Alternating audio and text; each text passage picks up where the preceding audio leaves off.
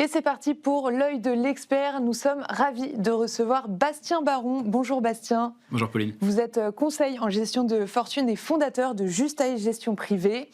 Aujourd'hui, on va s'intéresser à la dette privée. Donc, pour rappel, la dette privée, c'est un prêt accordé à une entreprise en dehors du système bancaire traditionnel.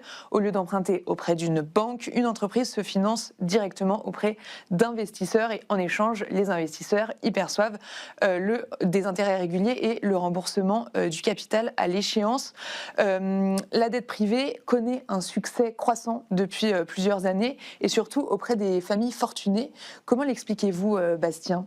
Je pense qu'il y a une première étape en fait, qui s'est passée post-crise financière de 2008, où en fait on a les banques qui sont un peu sorties qui se sont un peu désengagées, on va dire, du financement, notamment des financements complexes.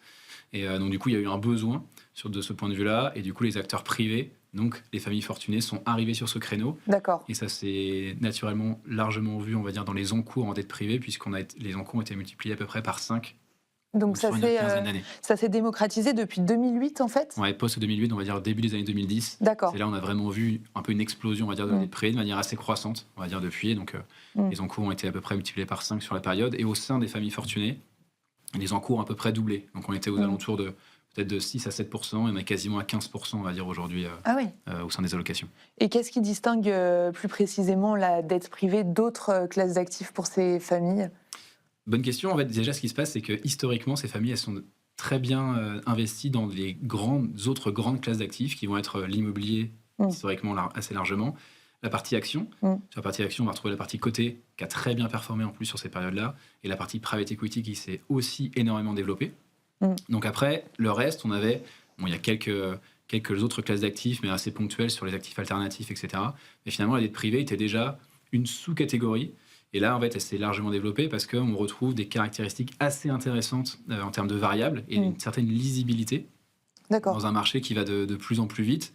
Et là, aujourd'hui, c'est vrai, on le disait en préambule, c'est un marché qui est de gré à gré, dans lequel on va déjà acter, on va dire, des coupons, en règle générale, qui sont quand même versés de manière trimestrielle. Donc ça, c'est assez rassurant aussi d'avoir quelque chose qui va tomber de manière régulière. Ponctuelle, régulière, oui. Ouais, on va avoir aussi une duration qui va être assez courte, on va dire de 1 an à peut-être 5 à 6 ans maximum.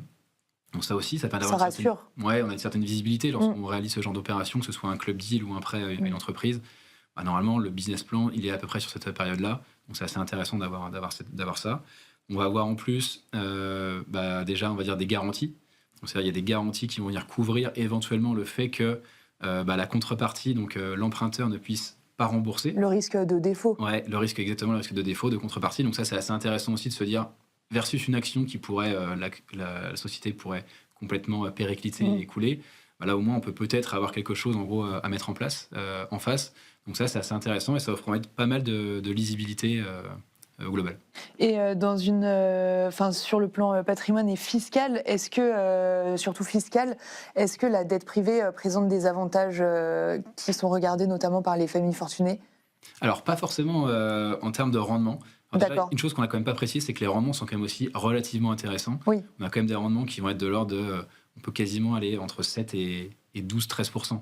Donc c'est quand même vraiment intéressant en termes de rendement.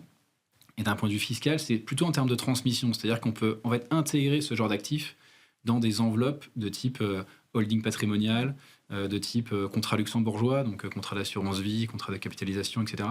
Donc ça permet quand même aussi d'intégrer ces actifs dans des enveloppes qui vont permettre d'échapper en partie, on va dire, à l'impôt sur le revenu, notamment à la flat tax aujourd'hui qu'on connaît.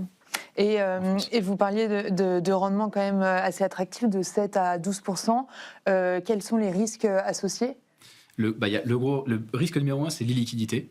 C'est pas liquide, donc ça, c'est le premier risque. Donc c'est pour ça que c'est important d'avoir une certaine allocation d'actifs en amont pour se dire quelle partie de mon patrimoine je peux être capable de ne pas avoir besoin de manière rapide. Donc, quel argent je suis prêt à perdre au cas où si jamais il y a un problème, quoi. Ouais, complètement, et surtout se dire cet argent-là, je sais que j'en ai pas besoin pour les, comme je disais, 5-6 ans à venir. Donc dans ces cas-là, ça permet au moins cette partie-là, on peut accepter une certaine illiquidité. Mais c'est ce qu'on recherche aussi sur la dette privée, c'est d'avoir cette prime d'illiquidité. Et l'autre risque majeur, en fait, c'est le risque de la contrepartie. C'est-à-dire je prête de l'argent à un emprunteur qui n'est pas coté en bourse, quelque chose qui n'est pas liquide encore une fois.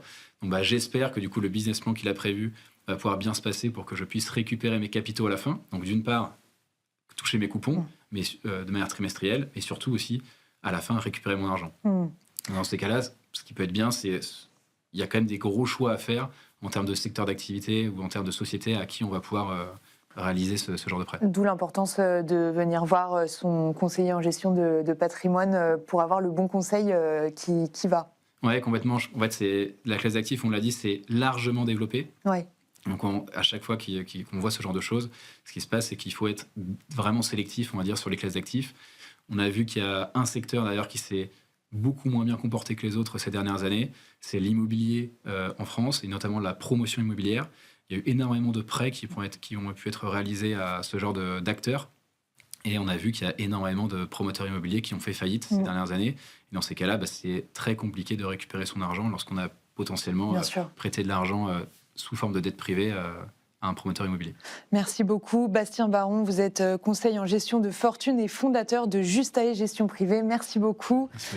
Et merci à vous de nous avoir suivis. On se retrouve très vite sur Bismart.